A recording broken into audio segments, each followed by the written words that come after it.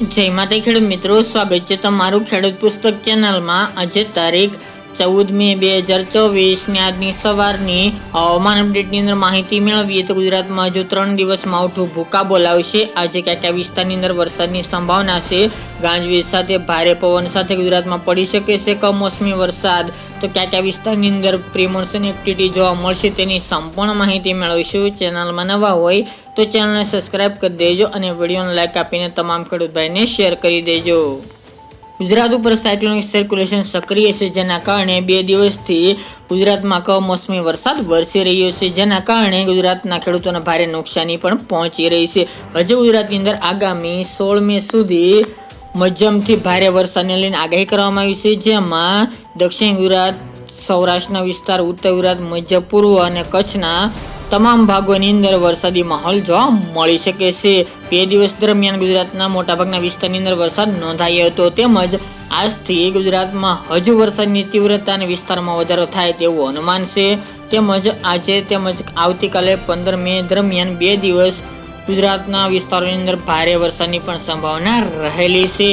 આજની વાત કરીએ તો ભારે વરસાદની શક્યતા, જેમાં જુનાગઢ, જેતપુર, ઉપલેટા, ગોંડલ, બગસરા છે, કુતિયાણા એ વિસ્તાર, વિસાવદર, જસદણ છે, સાપર, વેરાવળ, રાજકોટ, કાલાવડ, લાલપુર એટલા વિસ્તારની અંદર ભારે વરસાદની સંભાવના રહેલી છે અને 1 થી લઈને 2.5 ઇંચ સુધીનો એટલા વિસ્તારની અંદર વરસાદ જોવા મળે તેવું અનુમાન છે। એક પ્રકારે ચોમાસા જેવો માહોલ એટલા વિસ્તારની અંદર સૌરાષ્ટ્રમાં જોવા મળી શકે છે।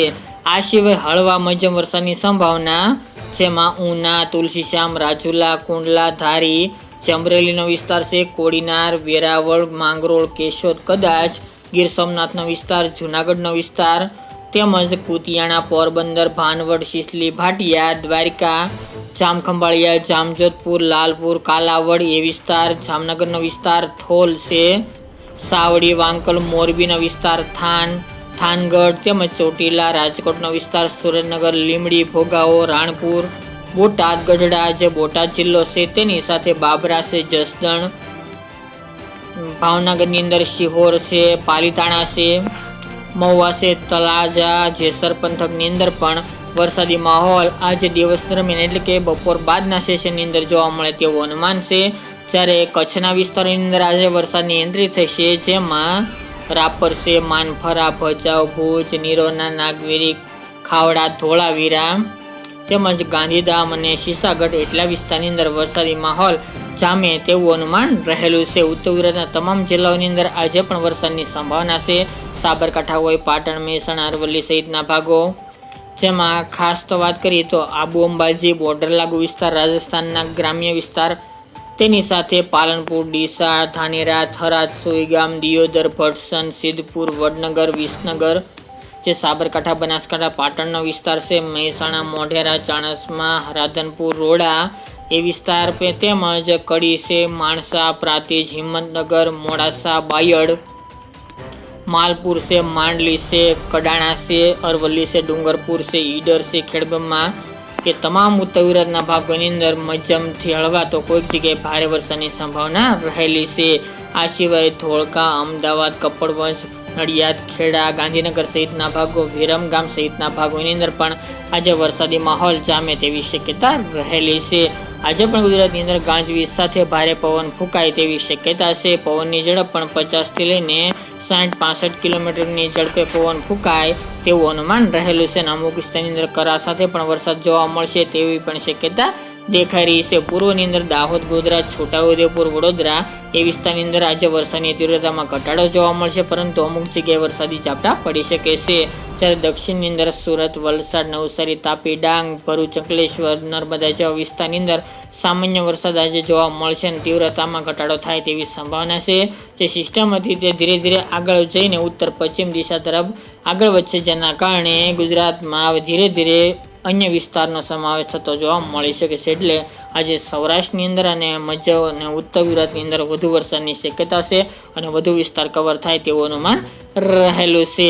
તેમજ વાત કરીએ તો રાત્રિ દરમિયાનની 8 વાગ્યા બાદની વાત કરીએ તો સૌરાષ્ટ્રના અમુક વિસ્તારની અંદર હળવા સામાન્ય વરસાદી ઝાપટા પડી શકે છે। એ સિવાય મધ્ય પૂર્વ અને ઉત્તર ગુજરાતની અંદર વડોદરા, દાહોદ, ગોધરા, લુણાવાડા, પંચમહાલ, અરવલ્લીના ભાગો તેની સાથે અમદાવાદ, ગાંધીનગર, ખેડા, મહેસાણા, પાલનપુર, પાટણ, સાબરકાંઠા, બનાસકાંઠા સહિતના ભાગો, રાપર, ગાંધીધામ, ખાવડા જેવા વિસ્તારની અંદર વરસાદી ઝાપટા રાત્રે દરમિયાન પણ જોવા મળે તેવું અનુમાન રહેલું છે. અને ગુજરાતની અંદર આગામી જે 16 તારીખ સુધી ગાજવીજ સાથે અને ભારે પવન સાથે વરસાદની આગાહી કરવામાં આવી રહી છે. તો આ માવઠું આમ ગણવા જઈએ તો માવઠું તેમજ સાની સાથે પ્રિમોન્સન એક્ટિવિટી પણ જોવા મળી રહી છે, એટલે કે બંને સાથે જોવા મળી રહ્યું છે. તેમજ ધીરે ધીરે ગુજરાતમાંથી આગળ જતી જશે તેમ તેમ વરસાદની તીવ્રતામાં ઘટાડો થતો જોવા મળી શકે છે. 15 તારીખ દરમિયાન પણ સૌરાષ્ટ્રના ભાગો, કચ્છના વિસ્તારો, મધ્ય અને ઉત્તર ગુજરાતના તમામ જિલ્લાઓની અંદર વરસાદની સંભાવના છે.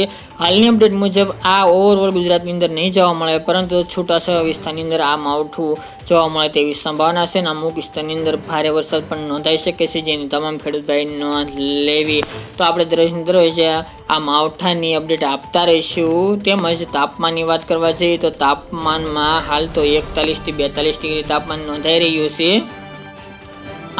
આગામી દિવસ દરમિયાન પણ તાપમાનમાં ધીરે ધીરે વરસાદના રાઉન્ડ પૂર્ણ થતા તાપમાન ફરીવાર ધીરે ધીરે વધે તેવી શક્યતા છે. પરંતુ અત્યારે ઓવરઓલ 41 થી 42 ડિગ્રી આગામી 3 દિવસ દરમિયાન તાપમાનનો પારો જોવા મળે તેવી સંભાવના છે. ગરમી અને બફારાનું પ્રમાણ યથાવત જોવા મળશે.